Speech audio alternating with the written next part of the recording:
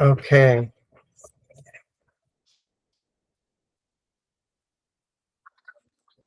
All right. Today's today's class is the marketing class.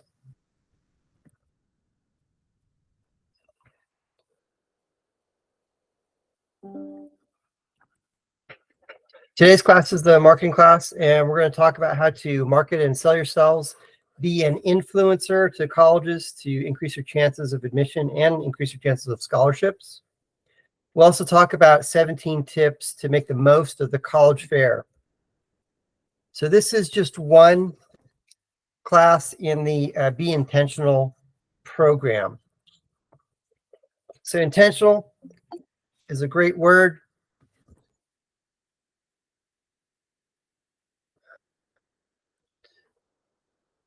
Intentional is a great word. And it's an adjective, is a function word that depends on something. Another word, we have to be intentional about the things, about our grades, about our test scores, about involvement with clubs, about our college selection. And we have to be intentional about our college applications and be intentional about our college fair visits.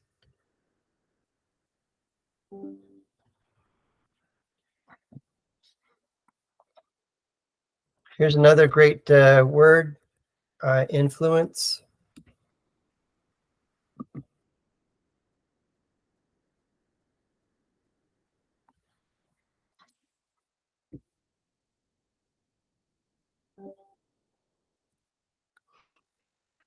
The power of influence is the power to have an effect on people or things. She used her positive attitude to positively influence the college recruiter's admission decision.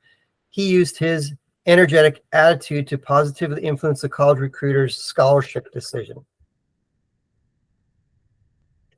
So how do we make ourselves into a great college candidate? First, find out what a college values, what they want, and then, of course, do those things. Figure out which college on your list is the hardest school to get admitted into, and do whatever is necessary to be admitted into that college. So take the SAT or ACT multiple times. Then once you hit those parameters for that college that's the most difficult to get into that's on your list, you'll have everything necessary for each college that falls below that mark. Okay. If you need help creating a list of colleges, please do contact me. So 5 things that colleges are looking for to recruit in a candidate. First one, of course, is grades. Your grades are very important. Get the best grades, the best GPA that you can. For some colleges, they value class rank. So class rank is important at the highly selective colleges. And one way to increase your class rank is take the most AP, honors, dual credit, or IB classes that you can, get a high grade in these classes. The extra GPA points for taking these advanced classes can increase your class rank. For those of you who are seniors, continue getting your high grades. College is going to want to see your final transcript when you graduate in May. The next question they're going to ask about is test scores. And these tests are not going to go away. The main reason some colleges are test optional or even test blind is so the college can make more and more students apply. Every application has an application fee. So when UCLA dropped the test requirement, their number of applications skyrocketed. This last year, UCLA had 140,000 students apply, and it costs $80 to apply. So if we do the math, $80 times 140,000, that's $11.2 million that was generated just in application fees. So take the SAT and ACT multiple times, get the best score that you can. The next question that colleges are going to ask about is activities. Some colleges value activities. Some colleges value the activities you're involved with and will give you a scholarship for those things. For example, if a college values marching band, the college may give a student a scholarship for being involved in marching band. If you need help choosing activities to make your resume pop, please contact me and we'll schedule a meeting. Also, be a leader in one or more of the activities. Leader doesn't always mean an elected position like president or treasurer. It could just mean that you just took charge and had a positive influence over others. Leadership, another word for leadership is also responsibility. So if you took responsibility for something, that's leadership. You're responsible for a few things that you do. Seattle University, as an example, will give a scholarship to a select few who are leaders in volunteer community service activities. So what does the college value? Do those things. The fifth thing is passion. Having a passion for something is another form of leadership. Okay. And have a passion about one or maybe two things. Now, you don't have to be class president to show leadership. Employment or helping out with little kids are two examples of leadership. So if you're employed, you have responsibility to accomplish the tasks that you're being paid to do. That is a form of leadership. I want to read the babysitter essay, and I want to point out a few things on that. Okay. Over the past 6 years, I have been babysitting. I have noticed one major complaint among parents of the children I watch. Their car seats are hard to install and use correctly and are a nuisance in their everyday lives with their children. Many of these parents resort to installing and using their car seats improperly because they are complicated. They also do not realize their tremendous importance. This is one major reason that car accidents are the #1 killer of children in the United States. I've been researching child passenger safety since 2006 when I learned of this frightening statistic. Child passenger safety is my passion. The loss of a child is tragic and something no family should ever have to experience, especially as a result of something preventable like injuries from a car accident. In an effort to try and turn these numbers around, I plan to become a child passenger safety technician when I turn 18. I'd be trained to install car seats and in turn teach parents to install their specific car seats and use them correctly. However, I would like to take my passion for child passenger safety one step further. By becoming an engineer, I hope to one day help advance the field of child passenger safety. In working with the child seat companies, my main goal would be to create an extremely easy to use car seat that is safe, reliable, and hard to misuse. I hope that this could reverse the statistic of car accidents being the #1 killer of children in the United States. When I know that I have saved just one child from a death as a result of a car accident, I will feel my goal has been accomplished. Through public education, improved child passenger safety laws, and improved child seats, I believe a revolution can be made in keeping children safer in the car. I'd be thrilled to play a part in that revolution. Car accidents do not have to be the #1 killer of children in America. So here's what I love about this essay is, first off, it's in her words. Now, if you typically use 4 and 5 and 6 syllable words, then of course use those words. But this is her everyday vernacular that she uses. And I have some things that are highlighted on here, and I want to point them out. I have been researching. What that tells the college is that she has the desire and wants to learn. Because ultimately, what is a college? A college is a place of higher learning. The second thing that's highlighted is I plan to become a child passenger safety technician when I turn 18. Now, her birthday was in November. And when Laura turned 18 in November, she went to the fire department and got car seat installer certified. Once she got her certification, she then sent an email to each of the colleges that she had already applied to and updated those colleges with this new accolade, this new certificate. And she basically said, hey, I just want to let you know that I am now car seat installer certified. What that did was that tied everything back up to her resume, to her essay. And it further demonstrated interest and kept her name fresh on their minds. And the last thing that's highlighted on here is become an engineer. Now, she applied to colleges as a engineering major. And this whole essay tied all that together. Basically, she's saying, I want to study engineering. Your college has an engineering program. I want to do that.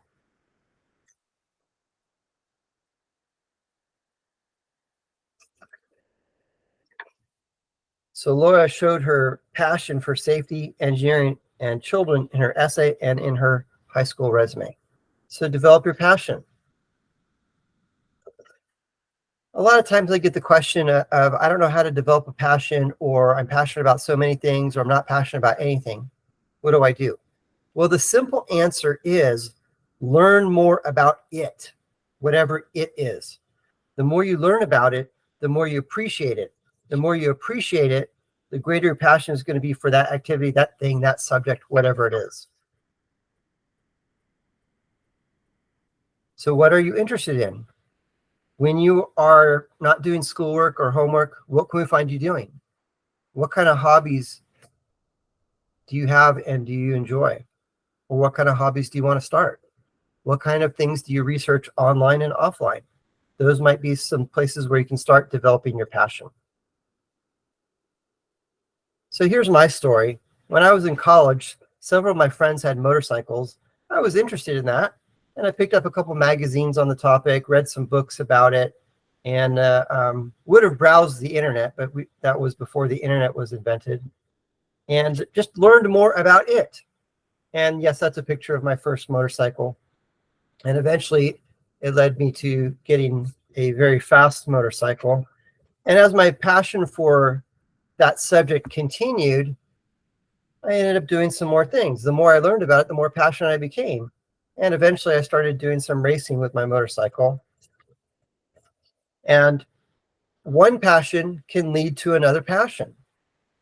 So as my passion for motorcycle and racing, and it became more involved in racing, I ended up building a race car and that. So where will your passion take you?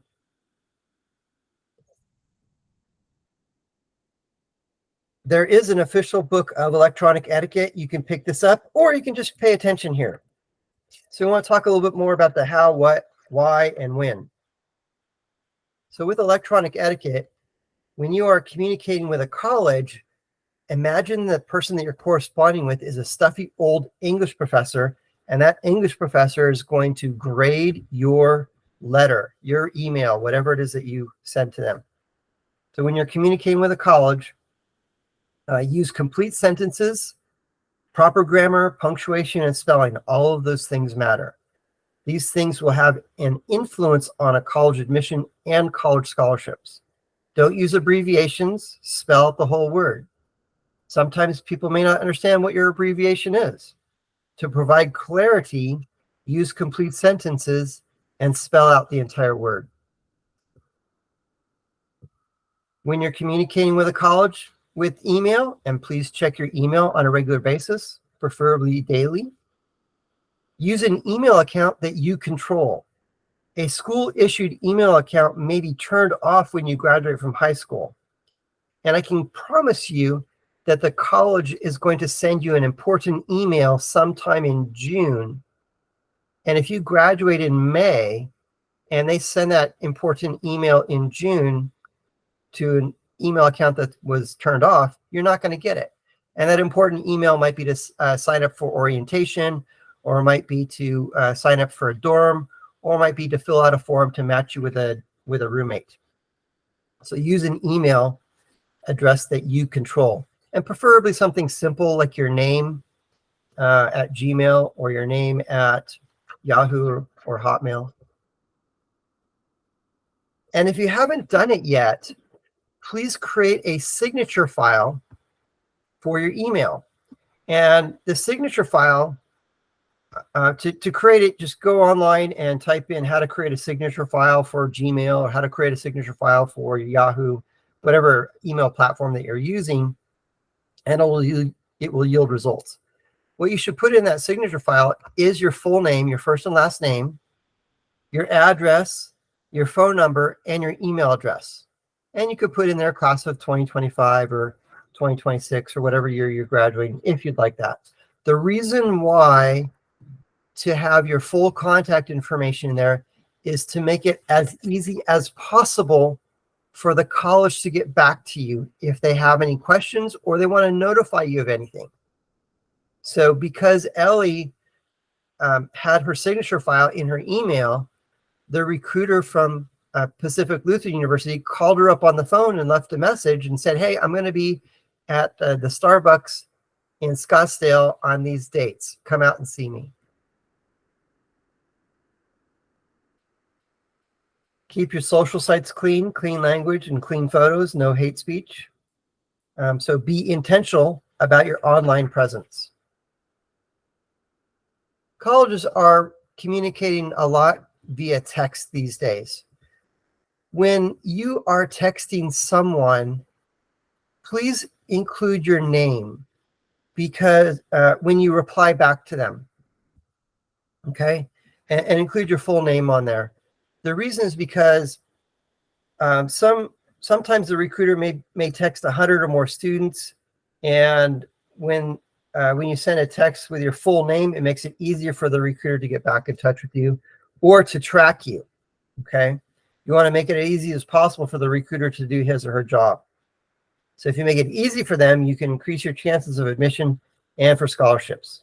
So occasionally I'll get a text message requesting a meeting. Hey, JD, can we meet? Well, I don't know who that person is. So if someone says, hey, JD, this is Sam, and I'd like to meet and discuss my college list, now I've got a plan. There's two terms that you need to be familiar with. The first one is demonstrated interest, and that is exactly what it sounds like. You're showing the college, hey, I'm interested in your school. You're going to hear some colleges tell you to not demonstrate interest. It was about 2 weeks ago that I was on a conference call webinar with the admissions director at Cornell University. And one of the things that he said was very interesting to me. He said that not enough students are in communication with the admissions department.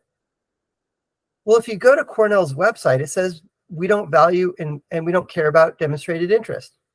But when that admissions director said students are not communicating with the admissions department, well, that tells me they do value and do want demonstrated interest. The reason why some colleges will tell students to not demonstrate interest is because they want to root out who's serious and who's not. Please demonstrate interest at every college that you apply to. The reason why demonstrated interest is important is because of yield. Yield is the percentage of admitted students who accept. Yield is the percentage of accepted students who actually enroll in the college. So in Arizona, every college tracks their yield numbers. And in Arizona, NAU has the lowest yield of all the in-state schools here.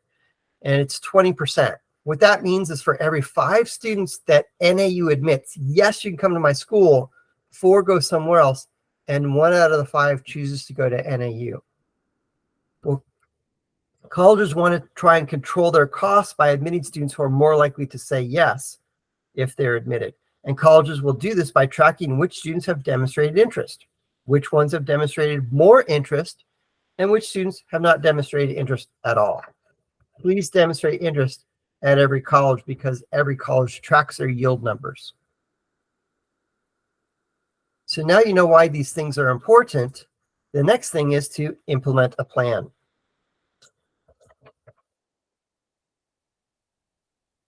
Get on the college's radar by attending the college fair, and we'll talk about that in a little bit. And then also by filling out the request for information form. So go to the college's website, type in the search window, type in request for information, and click on the appropriate link, and it should provide you with something like this. It's going to ask you for your name, your address, your phone number, your email address.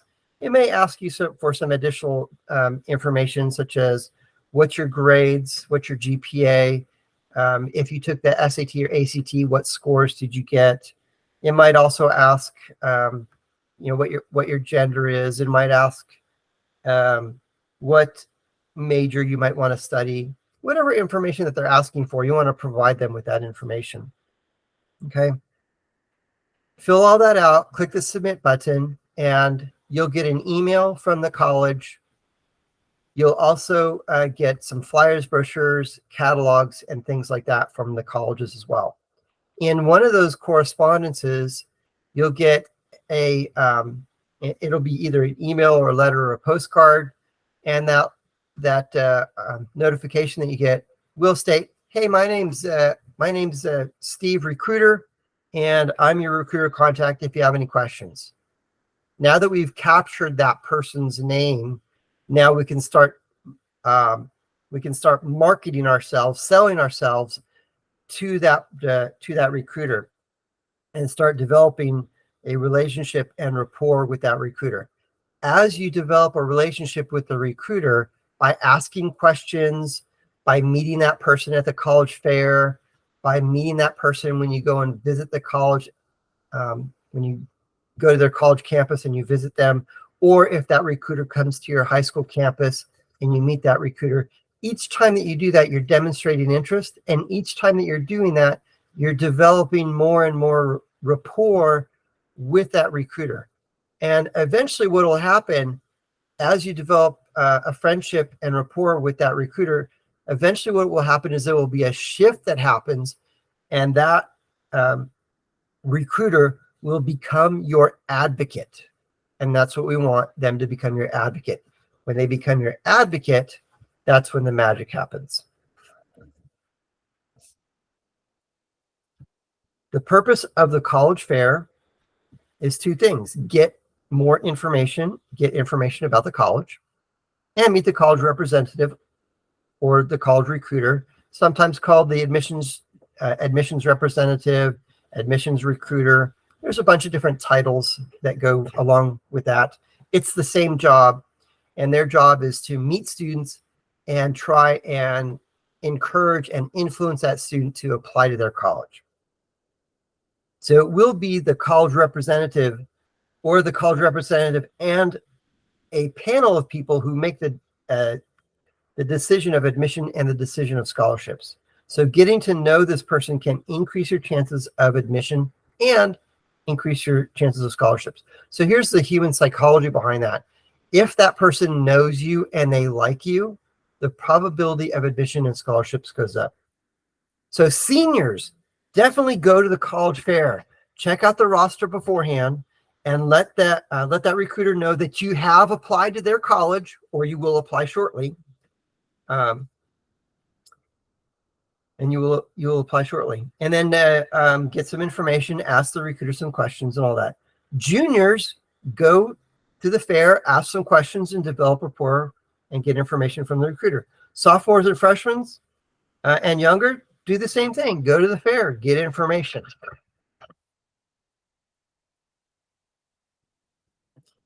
And when I mean information, it's the brochures and flyers that are at the booth for those colleges. So here's 17 tips on how to make the most of the college fair. There are two main fairs here in Arizona. There's one in the fall, and then there's one in the spring. There's also some specialty fairs, and the specialty fairs might be like an arts fair for like arts colleges. There's also specialty fairs for religious schools. There's the Christian College Fair. There's also the Catholic College Fair. And there's a couple other religiously affiliated college fairs.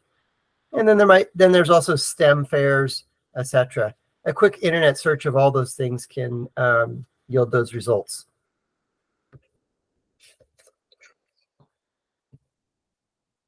So the fair that's coming up for 2023 in Phoenix, Arizona is going to be October 15th. It's going to be at the Phoenix Convention Center. The fall fair in Seattle is October 7th. And if you live in a different part of the country, just a quick internet search of your city and college fair will yield those results. Before you go to the college fair, tip number one, before you go to the college fair, register for the fair. In the email that I sent and on when I post this online, there'll be a link to register for the fair. When you click on that link, it'll bring you to a page, and it's going to ask you for some personal demographic information, your first and last name. It may ask you what high school you're going to. It'll ask you for your address, your phone number, your email, and it may ask you what your intended major is. Whatever information that they're asking for, fill all that out, and then click the Save button or Submit button, and it will generate a barcode. You can save that barcode on your phone, or you can print it out. So bring that barcode, whether it be on your phone or printed out, to the college fair. By having this barcode, you can go from booth to booth. The college representative will have a barcode reader, and he or she will be able to scan it with a quick little touch of their scan reader. They'll capture your contact information. By having this barcode, you won't have to fill out and handwrite dozens of cards with your contact information. A quick beep, and that college has captured your information. Tip number 2, before the college fair, check the roster to see which colleges will be in attendance and which colleges you want to talk to. In the description box and also in the email that I sent out, if you go to my website, you can click on the link, and it lists on my website is the college fair, and there's about 200 colleges that will be represented at the Phoenix College Fair. I'm not certain how many colleges will be at the Seattle Fair or other locations, but you can go online and check that out. So review the attending school list in advance. You can identify which colleges you want to visit. This way you can make your priorities and make a beeline specifically to those college booths. Tip number 3, before the college fair, create a plan. Some college fairs will give you a map. Check it out and see where the booths are. So bring a pen or a highlighter and circle the locations of where that college fair is going to be. So the convention center in downtown Phoenix is a huge building.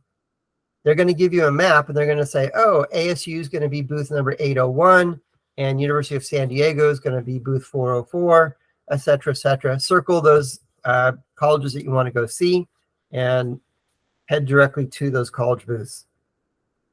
And also pick out 2 or 3 colleges that you've not heard of, and then go talk to them. Who knows? It might be a perfect fit. So check out the college that you're interested in first, then look at 2 or 3 more colleges that you haven't heard of, again, depending on time and that.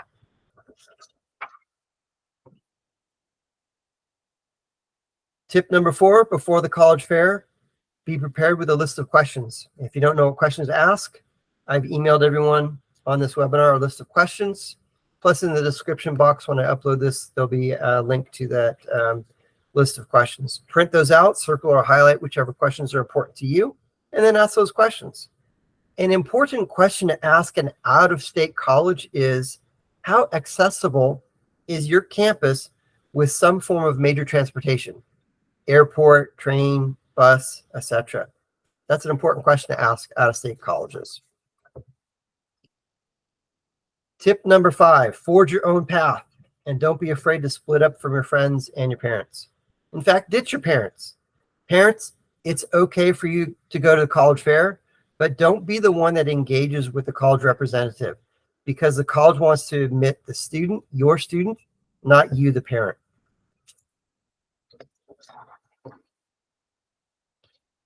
Tip number 6, bring a bag, tote bag or a backpack or something like that you can carry all the material that you're going to collect. Some venues only allow clear or see-through bags and backpacks. Check with the venue first before you bring your backpack or bag or something. Brochures and similar marketing materials are common at these college fairs.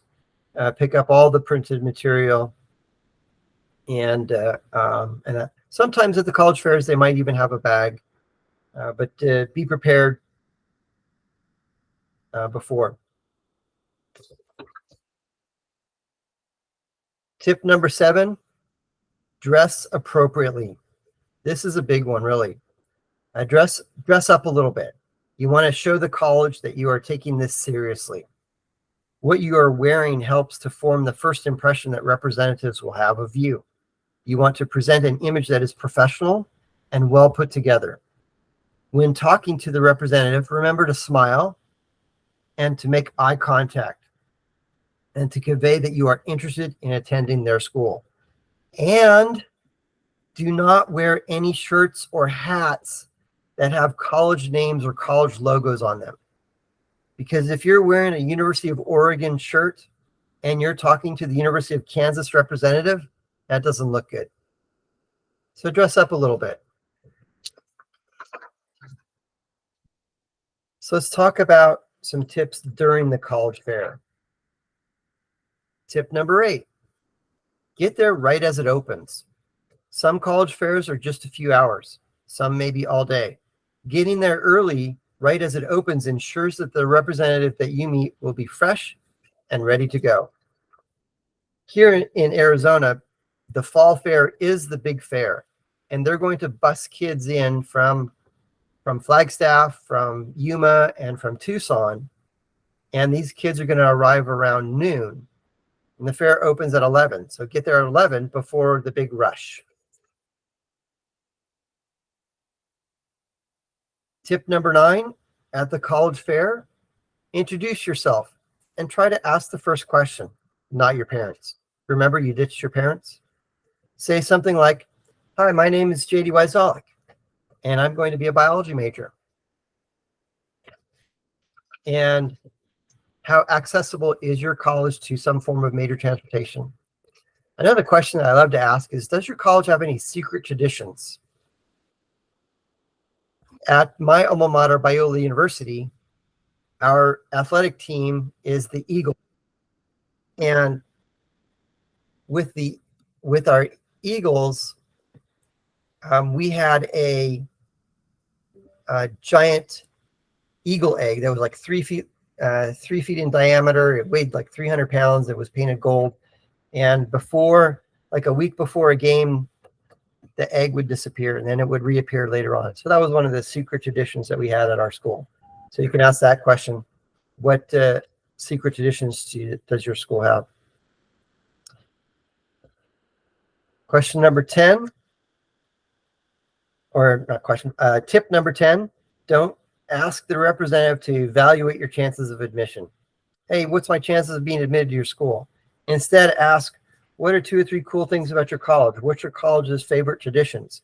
And then also review the list of questions in the description box or the email that I sent out and ask one or several of those questions. Don't ask questions that are easily found on the website. Don't ask, well, what's your college ranked in biology? Well, you can look that up on their website. And please do that before you go. Tip number 11, stay engaged while you are interacting with a college representative. Show that you are interested. There may be a lot of noise and distractions. Remember to smile and remember to look them in the eyes. If you keep looking around and all that stuff, then it may not appear that you are paying attention. But make eye contact with them, ask them questions, smile, and engage with their conversation.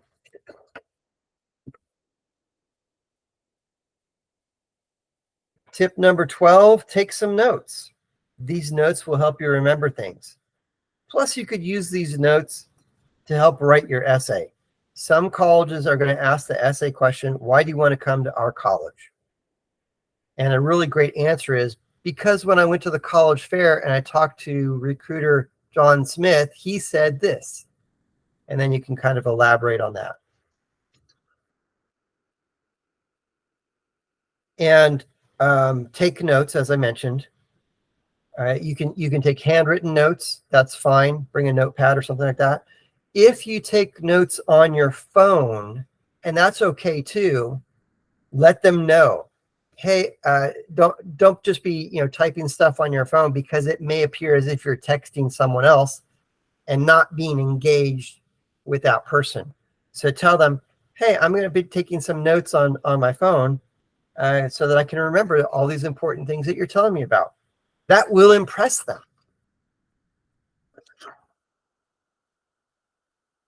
Tip number 13, remember to get the college representative's business card. Don't just walk up to the booth and grab the business card and move on to the next booth and out. Stop for a moment ask the recruiter some questions, introduce yourself, and then ask if they have a business card, and then take that business card. The reason why you want to take that business card is because it will have their name, their phone number, and their email address on there. So you can remember who it is that you talked to. Tip number 14, after the college fair, spend some time getting organized. Take a moment to sort through the brochures, the business cards, and all that stuff. You took notes, right? So please take some notes. Create a folder or a box that you can keep all this information together. Tip number 15, after the college fair, you may have some additional questions, or perhaps you visited one college booth that prompted a question that you could have asked at a previous college booth. We'll follow up with that college representative and ask those questions. By following up and asking more questions, you are continuing to demonstrate interest. Tip number 16, after the college fair, follow up with that thank you email. Because you picked up the college representative's business card and you got their contact information, you can follow up with a thank you. And the thank you email is really simple. Thank you for taking the time out to talk to me about the biology program at your college. Sincerely, J.D. Wyzolek. So if you really want to stand out, send that thank you note. Less than 1% of the students follow up with a thank you. This is one of the most important steps that can make you stand out. Tip number 17, check your email regularly. Set a reminder to check your email. Preferably check your email every day, or check it every other day. You want to check your email regularly so you don't miss something important. Colleges are communicating more and more with students via email. Sometimes colleges email students with important tips or events. And if an event is happening next Saturday and you don't check it until the following Monday, then you could miss those things. So check your email on a regular basis. So a quick recap. Whenever you're communicating with a college representative, admission staff, college professor, etc., use proper grammar, punctuation, and spelling. Before you click the send on your email, read it, reread it out loud. Maybe have a parent or a counselor or a teacher read it and correct it. Always use complete sentences. And include your full contact information. Your full contact information is going to be your first and last name, your email, your phone number, and your address. When you are texting someone, conclude with your full name so that you can make it easy for them to know who it is they are communicating with. Sometimes colleges use an email blast server that will send out hundreds or thousands of text messages, and they may have a service that they use to monitor those replies. So if you're replying, you may not necessarily be replying to the person or the computer that sent out that text message. You may be replying directly to the recruiter contact, and that recruiter may not have your phone number and contact information in their address. So always use and reply with your full name. Imagine how frustrating it could be for a college representative who's talked to 1,000 students and doesn't know who's replying back. So make it easy for them. Send that thank you note. As I mentioned, the thank you email will make you stand out. Remember that thank you note. It really is important. When a college recruiter comes to your high school and is a college that you are interested in, meet that recruiter, ask that recruiter some questions, and then follow up with that thank you email.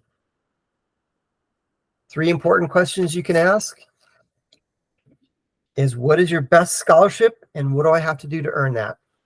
Then, of course, do those things. So when Ellie was going through this process, as I mentioned, she was communicating with the recruiter from Pacific Lutheran University up in the Seattle-Tacoma area. She asked that question, what's your best scholarship? How do I get it? And he said, you have to have a 3.0 GPA and or higher and a 28 or higher ACT score or a 1300 or higher SAT score. And she said, okay. And she had over a 3.0, and she took the ACT 3 times and earned her 28. Another question, great question to ask is, what kind of student are you looking for? And then, of course, do those things to become a more desirable college candidate. And this is a really great one to ask the colleges. If you are a senior, you can ask this question. I'm really interested in your school. What's my next step? Because I've already applied to your college. Or for juniors, sophomores, and freshmen or younger, I'm interested in your school. What's the next step? And then, of course, follow their lead and do those things as directed. And remember, tell your friends about AZ College Planning. So go to the college fair, collect information, get college contacts, get their business cards, follow up with a thank you. If you have any questions about this presentation or any other college questions, please do contact me. I'm going to stop the recording.